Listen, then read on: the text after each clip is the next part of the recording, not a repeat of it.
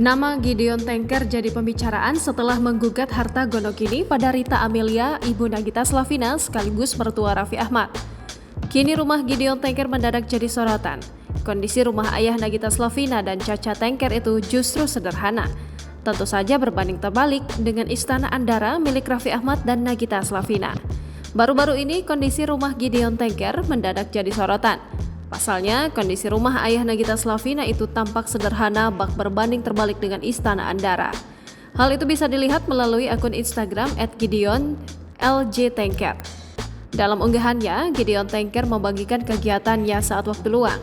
Kondisi rumah Gideon Tanker terlihat sederhana, bak berbanding terbalik dengan Istana Andara. Seperti diketahui, rumah Nagita Slavina dan Raffi Ahmad mewah bak istana, sedangkan hunian Gideon Tanker jauh dari kata mewah. Gideon Tanker tampak memajang foto-fotonya semasa muda di sepanjang dinding.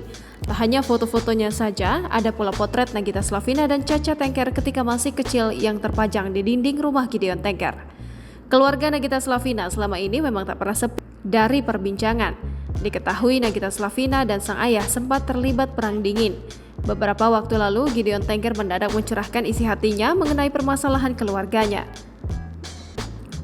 Bahkan Gideon Tanker sampai menuntut sang mantan istri, anak-anaknya, hingga menantunya yang dirinya anggap sudah tidak lagi menghormatinya.